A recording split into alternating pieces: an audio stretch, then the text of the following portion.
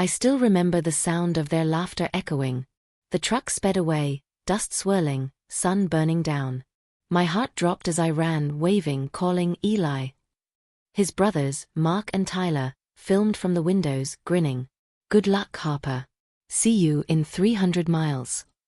That gas station was nowhere. One pump, dirty bathroom, chips. No wallet, no charger, my phone nearly dead. I'd gone inside for Eli's drink, left everything. I waited 5 minutes, then 20, then an hour. I kept scanning the road, expecting them to return. A text buzzed, "Just a prank. Back soon." I stared, hollow. This wasn't funny, not a joke. This was my husband, the man I trusted, loved.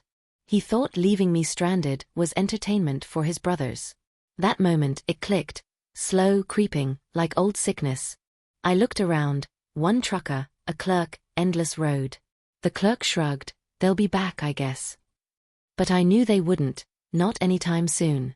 I didn't want them to. 5 years pleasing Eli's family. Every dinner, every party, every cruel prank endured. Mark and Tyler's jokes, hidden keys, fake evictions, water balloons. I swallowed the hurt, tried to laugh, played along. But it chipped away at me, piece by piece. This time, I wasn't waiting. I was done pretending. A minivan pulled in, 2 kids in the back. The driver, a woman named Paula, saw my fear. She offered a ride north, no questions asked, kind. We drove for hours. I stared out, silent, numb. She dropped me at a bus station, gave snacks, cash. I used my last battery to message Aunt Ruth. "Can I stay with you? I don't know where else." Her reply, "Always come home." I bought a ticket.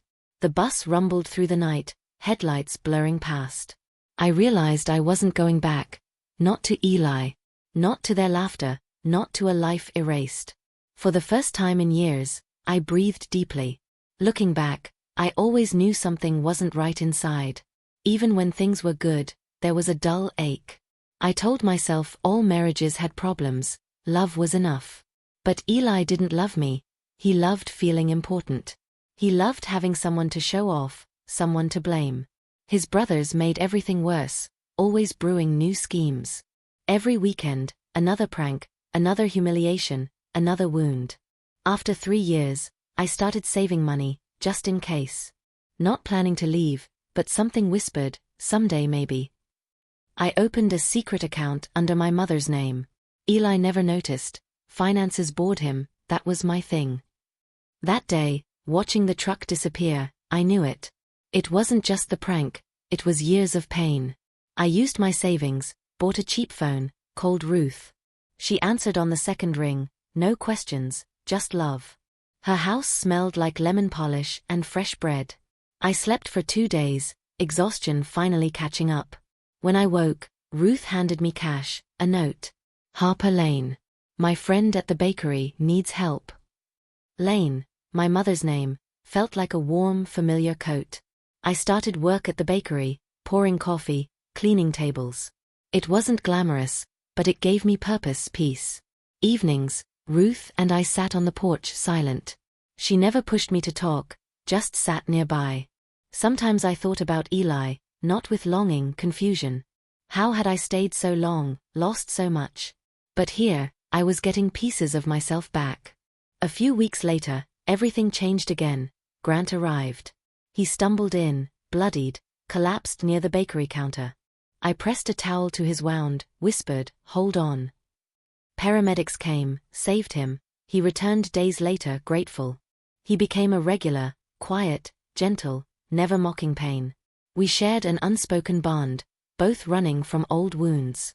One stormy night, he appeared at Ruth's, drenched, shivering. "I didn't know where else to go," he confessed softly. Over tea, he revealed betrayal, a partner, a bullet.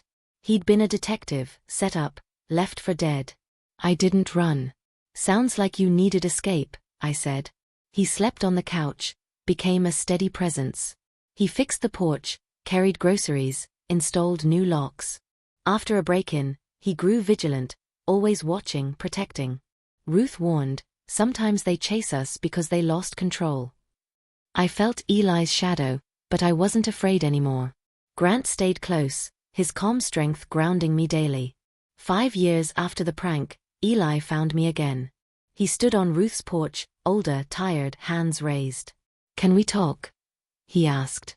Grant stepped beside me, steady. "Who are you?" Eli demanded. "Her fiancé," Grant replied, calm.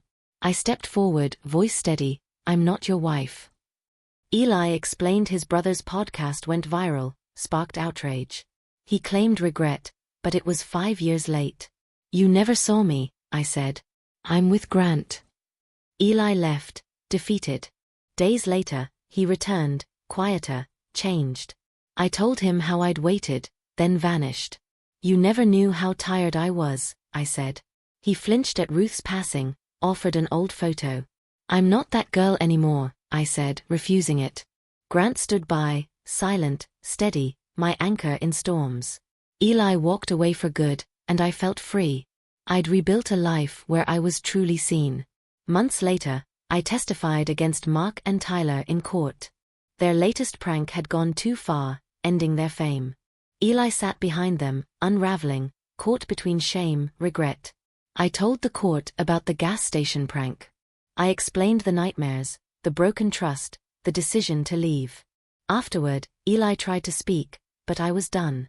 "You thought I'd wait. I left because I mattered." Grant took my hand, and together, we walked forward.